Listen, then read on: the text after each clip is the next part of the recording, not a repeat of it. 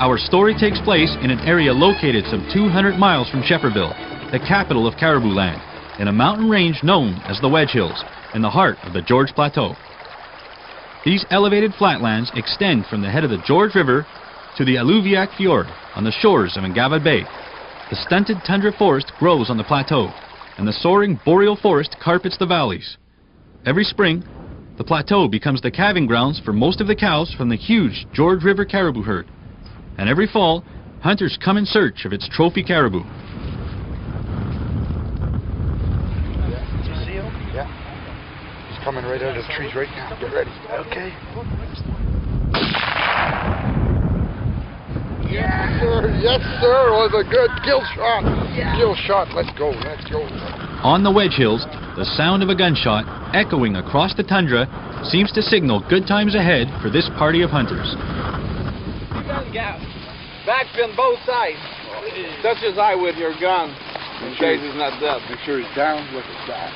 This will be a double shovel. Yeah. When an adventurer answers the call of the north, he comes to hunt, or maybe for the fishing, maybe even a combination of both in the same trip. Observing the lay of the land is a must when caribou hunting. A hunter will probably spend a lot of time staring through his binoculars before the caribou make their presence known. As soon as he spots one of the great beasts, he'll watch it through his binoculars until it approaches within firing range. By streams and on riverbanks, the woods are denser than in the hills. It isn't always easy to make a path through a thick grove of trees, like these alders growing tightly together, to reach the spot where the big beast dropped. Retrieving a fallen animal is always cause for a hearty round of handshakes and congratulations to the hunter for his fine marksmanship, and for the trophy rack he's just claimed. Nice whack caribou. Nice one. Hey, it's a good one. For thousands of years, the Wedge Hills have been a unique vantage point that has witnessed not only the birth of caribou calves in spring, but the onset of the rutting season in the fall. Arriving from scattered locations, cows and bulls converge on the area. In small packs of a few animals or large groups of several dozen, they follow each other in a steady stream of wild beasts. The great annual gathering of the caribou begins again. The hunters head for cover to lie in wait for the caribou, but sometimes what first appears to be the best place soon proves to have some serious drawbacks.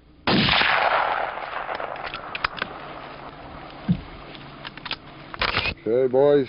This time, it would seem they picked the perfect spot as another big game hunter gets himself a caribou. Tomorrow, boys. Meanwhile, a big buck with a magnificent rack is swimming toward shore. The hunters reach the bank just as the buck is stepping out of the water. A rush of adrenaline fills the hunter, his coveted trophy standing right in front of him. The hunters have to act fast. They're out in the open. A few more steps and the animal will disappear into the thick woods.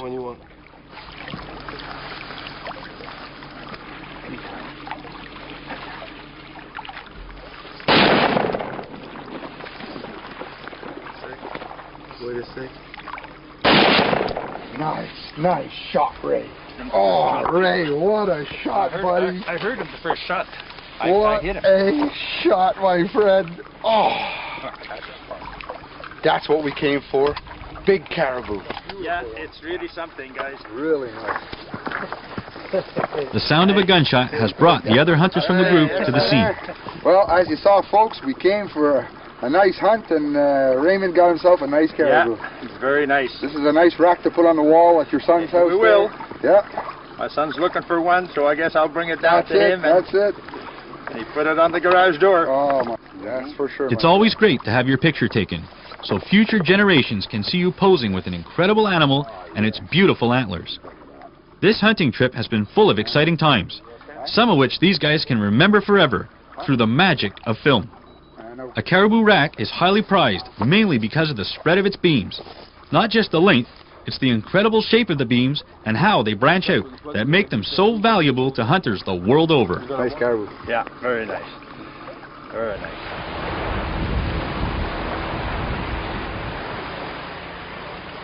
At this time of the year, the days are getting shorter, but they're just as exhausting.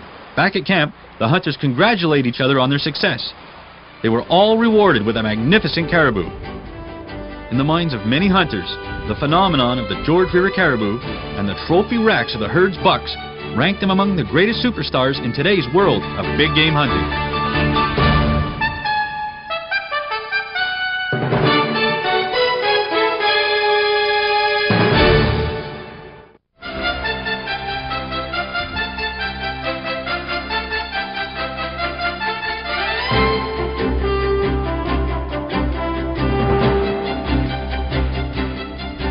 No 2 days are ever alike.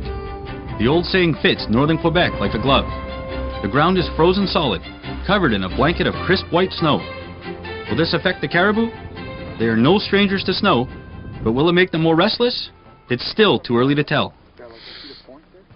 A few inches of snow on the ground have not stopped their constant migration.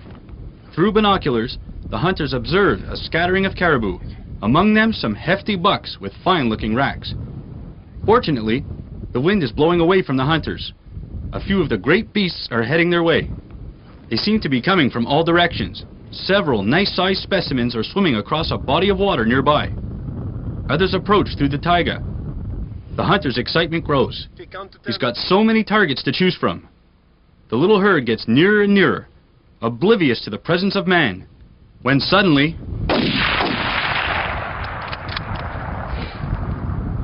the shot seems to have gone astray. Nevertheless, the guide does the right thing and carefully combs the path the caribou just came by on, checking for signs of an injured animal, a trail of blood, a tuft of fur, or any other indication that an animal may have been hit. Nothing must be left to chance. He'll keep checking until he's 100% sure the bullet missed its target. The guide continues his search. The caribou continue on their migration, joined by several bucks arriving from various directions, some from the waters, others from the taiga, more from the neighboring hills. The guide signals the hunters that some caribou are close by. They quickly position their rifles as a small pack of caribou climbs out of the water and onto the bank.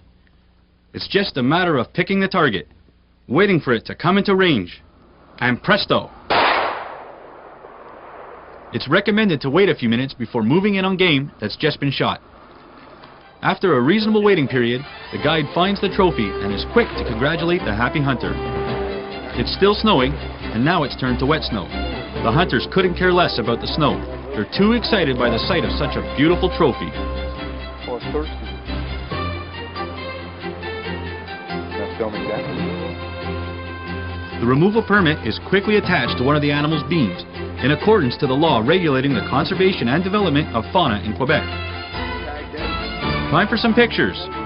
The hunter with his trophy, the hunter with the guide, the hunter with the other guys in the hunting party. It's a tradition among hunters.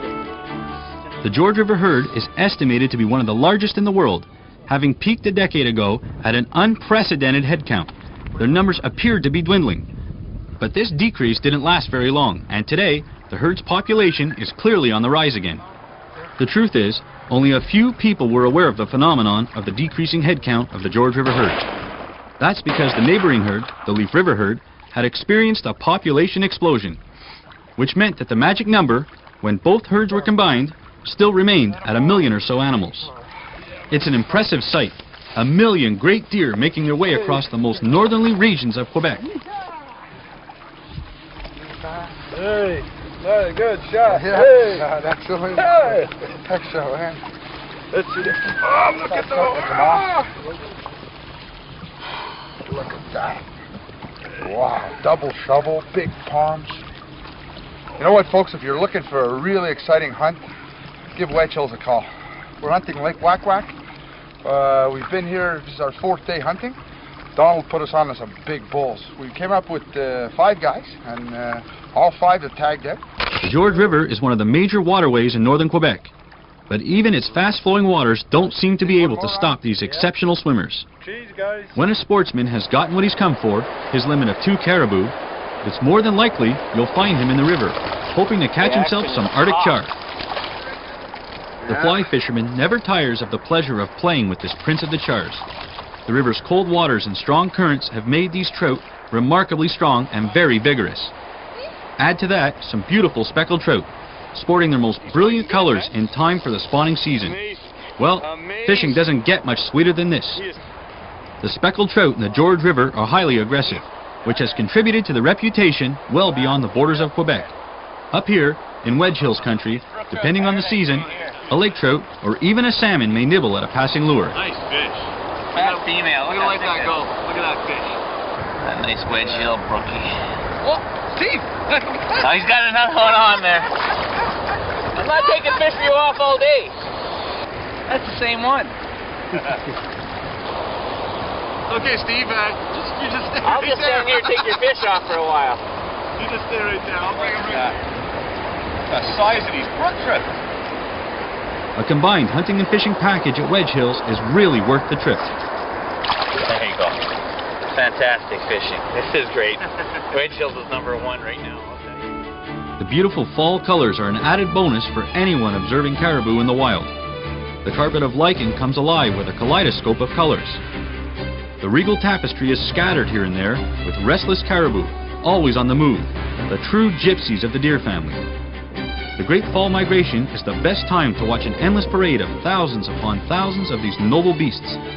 Heads held high, even in spite of the great weight of their impressively huge racks.